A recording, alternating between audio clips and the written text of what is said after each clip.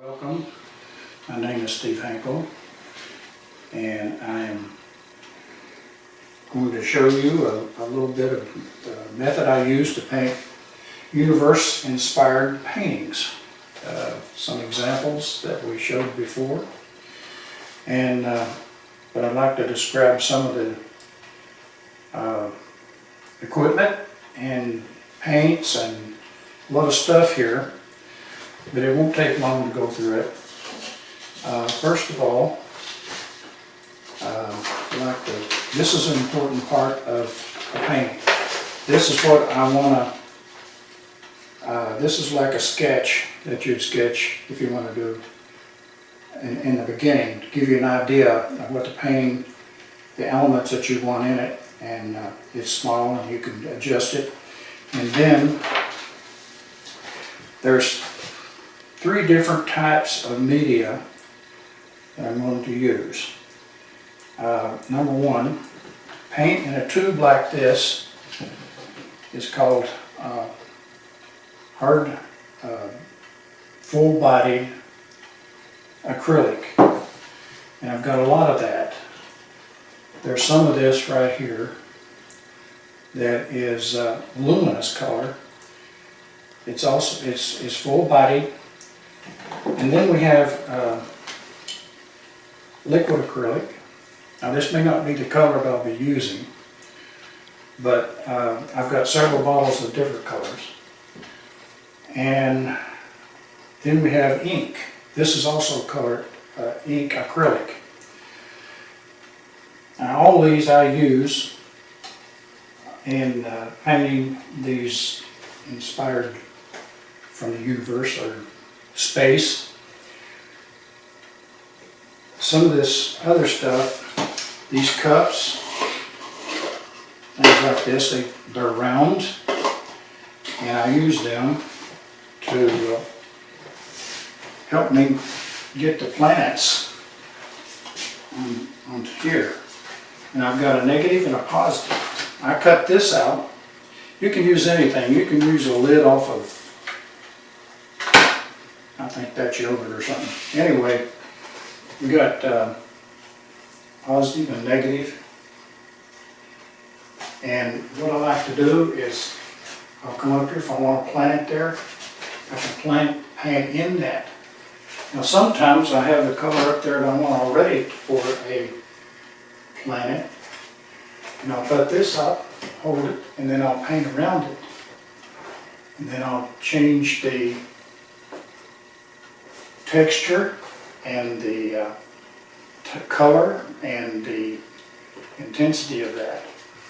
So then you'll have a circle up there, and you can, then you can kind of finish it. So I've got a lot of those, and I can cut any size I want. I've got a great little tool right here, and this I can adjust the size of a circle I want, and I can use some cardstock and just take this and cut it, make you a round template, and we'll come up with something like I just showed you. Now I do use brushes in here quite a bit, but sometimes I just use water and color, and I usually do this laying flat, and we'll show that a little bit later. But got to have a mister, and this is a real fine water mist. You spray on the painting or on the canvas while you're doing it. And alcohol, just rubbing alcohol in a spray. When you spray this on acrylic, it makes a lot of, it kind of clears out little spots, almost like raindrops, or could make stars, that kind of way. Got to have plenty of water. And the first step that we do, this is called gesso. Gesso is like a primer that you do on your walls or anything else, but this is for canvas.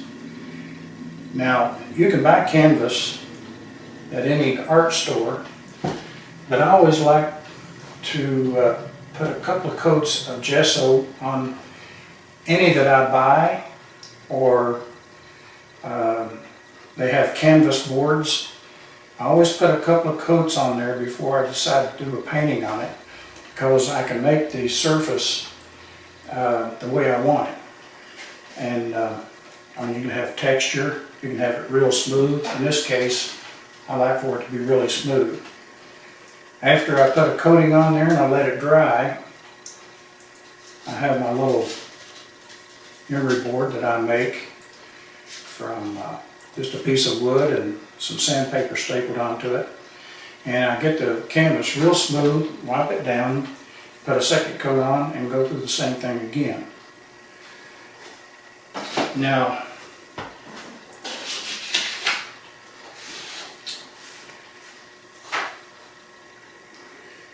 when you finish up a painting and you like the way it looks, you've got to let it dry completely. And it might take, with acrylic, it doesn't take very long at all. But I usually let it cure for a couple of days before I put a finish on it. And this is I like to put a satin finish on it, because it kind of makes sure that there's no like glare spots and stuff. It evens out the surface of the painting. And here's another handy thing, is this, this is an acrylic palette. And the thing about this is that you can wet this down and it keeps the acrylics from drying out. It's got a little kind of like a sponge pad, about that thick. You lay this in, you get it wet and let it expand, and then this paper is your palette, and you wet it too. You gotta let this soak in water for about 10 to 15 minutes, and then you put it on top of the wet sponge. And remember, the one thing you don't want to do is get too wet of a sponge. You want the sponge to just be damp and this to be wet. So then you can put your colors on here, kind of, and it turns in kind of like an oil palette, which stays wet, you know, until you want to thin it out with something. And that even makes it wetter, but when you put it on there, it takes a long time for oil to dry, and that's one thing I like about acrylics. You can do it right away, and it doesn't take very long. But you've got to keep it sealed. This is called a master acrylic palette. You've got to make sure it's sealed down. So that pretty much explains the material that I use and how I go about getting some of the elements of the painting on the canvas. I'm going to come back in a few minutes. I'm going to have a canvas that I've already started and explain what I've done there. So we'll see you in a few minutes. Okay, we're back, and I wanted to, okay, I've got things laid out here that, first of all, I want to tell you what I did to this canvas. We talked a little bit earlier about a nice finish to paint on, which involved gesso, 2 coats, and between each coat I sanded it down, smoothed it down, and then as I'm looking at my sketch, I guess is what you'd call it. This is a small painting that I did on a smaller piece of canvas, just to get an idea of what I wanted on a big painting, a bigger painting, and one that would probably be more finished. So now that we got that going, I'm going to get this palette open, and I'm going to start using some of the heavier acrylics, full-bodied acrylics, and liquid acrylic and some ink. And of course the spray bottle. Now, I'm going to start up here, and I'm just going to spray a little bit of water, and this will let it's a lot like watercolor at this stage. And I need my water jug over here for sure. I'm going to have lots of water. This right away. Anyway, we got that wet, so what we want to do now is a little bit of this up here in the corner. And I'm going to take a brush. This is a mop brush, very soft, to disperse the liquid acrylic. So we're going to just start up here a little bit. You can see right now that how it's working out. We're getting a lot of this color going in this upper part here. And what we do is we keep working it and letting it kind of paint itself in a lot of ways. And the way we do that is just put the color on there and make sure it's got lots of water. I mean, I'll tell you, we put it on there. Now watch how this forms. You'll see the paint start to move. And if you see pictures of the universe and stuff like that, you'll see these huge clouds of space. We don't know what it is. We know that the distances in those environs are in light years. So I like to think about the expanse as I'm painting some of this. I like the way it comes out and just smooths out, and you can even see the beginning of some stars in that corner. And one other thing I like to keep in mind is the complementary colors. Like this is a lavender purple, which is the component of yellow on the color wheel. You can see how that's dispersing now. Now see, we can mix other colors, blue, and we're going to mix a little bit of this yellow. This is a sun bright yellow. This is a magical little color. It's like a liquid acrylic ink, actually. And I can put this pretty close over here and just, as I drip it like that, you can see how it's making some beautiful marks on its own. It's coming out real nice. We want that to blend. See how that, the consistency of these paints are different from each other. So that yellow that I just put in is a little different than the blue, which is kind of nice. And just kind of make that disperse out a little bit up in here. And just keep painting this and move it around and see what happens.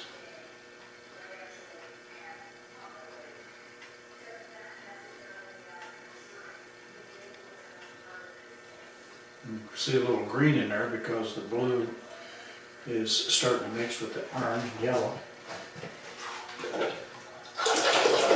Now, since we've started, and we have some of that bright color over there, I'm going to put some more in it. Um, I've got to get it over here. I want to put some of the orange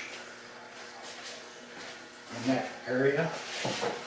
So again, this paint on this palette is full body, what we call full body. It comes out of a tube. And that can blend in with some of this. In painting like this, you don't really know all the time how it's going to turn out. That's what makes it exciting. It's creative, it's fun, and I usually like what it turns out to be. And the thing about it is, it's real easy to change. You can do this, and if you don't like it, the worst case scenario would be that you'd have to cover the entire thing with gesso again, make a new surface to paint on. But you can see how that blends and moves around on its own, and you can kind of contemplate and think about some of the stuff that goes on out there. We don't know for sure. I was watching Stephen Hankal. I don't know whether you know who he is or not. He's a famous scientist, and he was quite plagued with serious illness, but he was brilliant. And he said the things that goes out, the physics in space, we don't really know. They seem to be so much different in places like than here on Earth, and I can believe that. Gravity,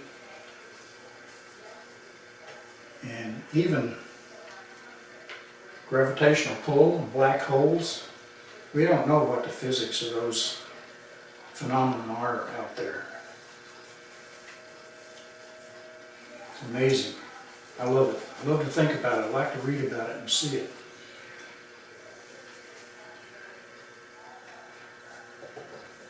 So we just kind of work along with that method right there. We just let this paint itself. Tilt it back and forth.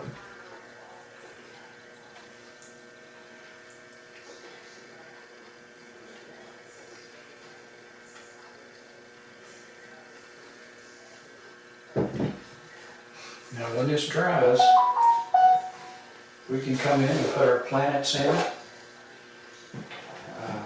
Again, with the templates I made, I showed you before. This is kind of taking on a real nice form right here, and I like what's happening. As you can see, this area right in here. I'm going to be working on some of that later on up there, and so anyway, we're going to continue to do like that, and we can see that this might be these phenomena here that happen in space. We can see that those are coming out more toward us, so we want to kind of enhance that. So what I'm going to do,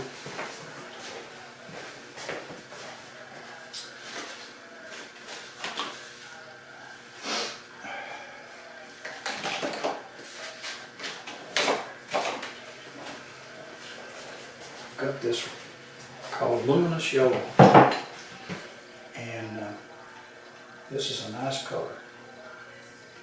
It is so bright. A lot of that is in here. So, simply got that forming right there. Again, I'm going to have to get one of my little smaller brushes. This table's not quite big enough, but anyway, we're working on it. We're getting there. You can see how bright this color is. And we just go in here and finish a little bit of, you can see how bright that is, and it comes in. You can use your fingers. This is fun. This is fun to do. You might want to try it sometime if you're inclined to paint at all.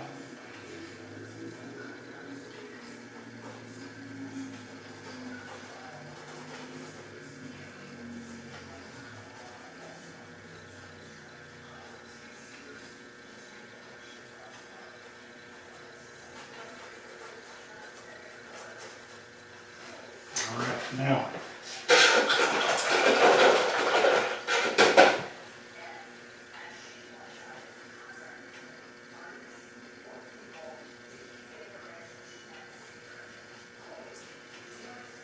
let's enhance those large cloud-like formations here. Put some more of this in here.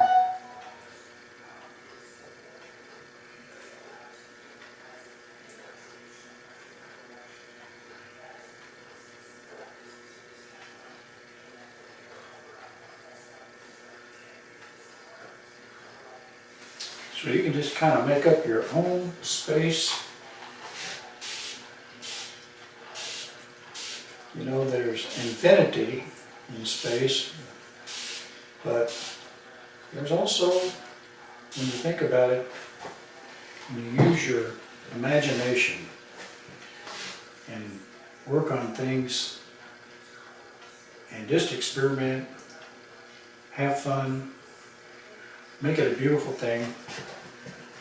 And another idea that I like to use is I use rags and paper towels and all kinds of stuff to actually take paint out that I don't want. And I'm going to do that right now. I'm not real crazy about this right here. So we might have to move this out. You can see maybe some hints of stars and things like in that nature. Now then, complement blue is yellow, and well, actually blue and where's my handy dandy? I don't know where it is, but anyway, I keep working the corners and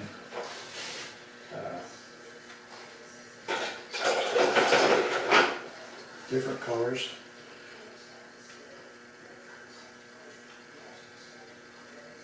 Blue and red. Another nice dark color.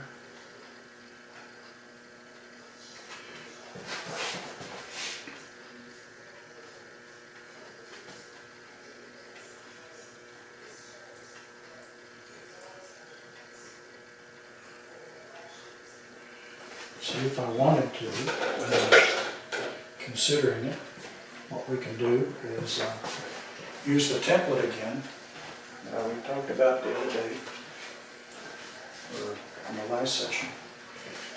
We can actually make a planet right here. You can see, you know, like if you painted around that and make that the actual surface of the planet, and then paint the darker colors around it to bring the contrast out, it'd be very nice. So we're going to be working on this. It's more than we can cover in the length of time we have here, but we'll be coming back to this. Now, one thing, anyway, that's as far as we're going to go for right now.